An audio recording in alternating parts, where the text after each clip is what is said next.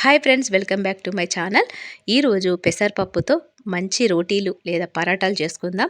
ఎప్పుడు కానీ మనము పెసరపప్పుతో వడలు, దోశలు, గారెలు అలాంటివి చేసుకుంటాం కదా. ఈసారి కొత్తగా పెసరపప్పుతో పరాటాలు, రోటీలు చేసుకోవచ్చు. అది ఏందనేది వీడియోలో షేర్ చేసుకుందాం. అయితే వీడియోలోకి పోవడానికి ముందు ఎవరైనా నా ఛానల్ కొత్తగా చూస్తున్నట్లయితే నా ఛానల్ సబ్స్క్రైబ్ చేసుకొని నాకు సపోర్ట్ చేస్తారు అనుకుంటాను. అయితే రెసిపీలకైతే పోదాం. ఇక్కడైతే పెసరపప్పును ఓవర్ నైట్ నానబెట్టుకున్న. ఒకవేళ మీరు ఓవర్ నైట్ నానబెట్టుకోకపోతే 2-3 గంటల ముందు వేడి నీళ్ళలో నానబెడితే మనకు పెసరపప్పు అనేది మంచిగా నానిపోతుంది. అయితే ఇక్కడైతే ముందుగానే నానబెట్టుకున్న పెసరపప్పును మిక్సీ జార్లో వేసుకుందాం. ఆ తర్వాత అల్లం ఒక ముక్క, ఒక క్యారెట్ సన్నగడ్డ వేసుకున్న క్యారెట్ ముక్కలు, దాంతోపాటు స్పైసీ కోసం ఇక్కడ పచ్చిమిర్చి వేసుకుందాం. దాంతోపాటు 1 టేబుల్ స్పూన్ జీలకర్ర. ఉప్పు అయితే వేసుకోకుండా మిక్సీ అయితే పట్టుకోండి, ఎందుకంటే మనము వేరే ప్రాసెస్ చేసేటప్పుడు మనం ఉప్పు వేసుకుందాం. ఈ విధంగా మంచిగా వేసుకొని మిక్సీ అయితే పట్టేసుకుందాం. మెత్తగా మిక్సీ పట్టుకోవాలి.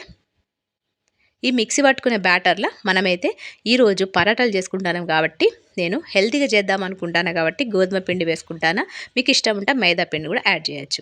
ఇప్పుడైతే మిక్సీ పట్టుకునే బ్యాటర్ను ఒక గిన్నెలో అయితే వేసుకుందాం.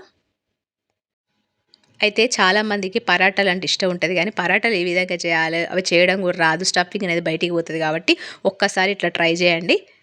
ఇక్కడైతే నేను పెసరపప్పు మిక్చర్ వచ్చేసి మనకు 1 కప్పు అయింది.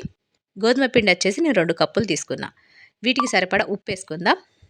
వేసుకొని కొద్దిగా వాటర్ కలుపుకుంటూ మనమైతే చపాతీ పిండిలా కలుపుకొని పక్కనైతే పెట్టేసుకుందాం.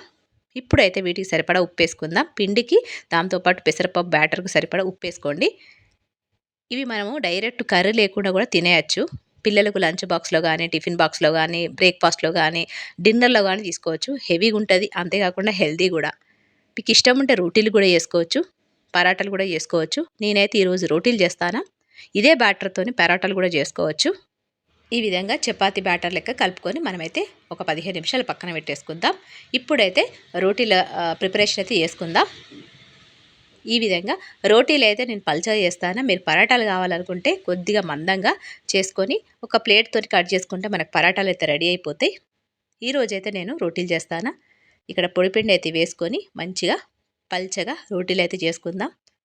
ఇక్కడైతే కర్రీ కూడా అవసరం లేదు, ఎందుకంటే ఇలా ఆల్రెడీ ఉప్పు, కారం, దాంతోపాటు పెసరపప్పు అవన్నీ బ్యాటర్ ఉంది కాబట్టి మనకు ఈ రోటీలైనా ఈ పరాటాలైనా మస్తు టేస్ట్ వైజ్ మాత్రం సూపర్ ఉంటాయి. ఎప్పుడైనా వీలున్నప్పుడు మీరు ఈ విధంగా ట్రై చేయండి. పరాటాలు అంటే ఇష్టం ఉన్న వాళ్ళు ఖచ్చితంగా ట్రై చేయండి. ఈ విధంగా ప్లెయిన్ రోటీలు కాకుండా ఈ విధంగా కొద్దిగా వెజిటేబుల్స్ కానీ ఇలాంటి సీడ్స్ మనం నానబెట్టి మిక్సీ పట్టేసుకొని ఈ విధంగా చేసి పిల్లలకు లంచ్ బాక్స్లో కానీ టిఫిన్ బాక్స్లో పెట్టండి. అంతేకాకుండా ఆఫీస్కి వెళ్ళే వాళ్ళకు కూడా ఇది ఎక్కువ హెల్తీ అన్నట్టు, ఎందుకంటే వాళ్ళకి ఎక్కువ సేపు ఆకలి కాకుండా ఉండొచ్చు.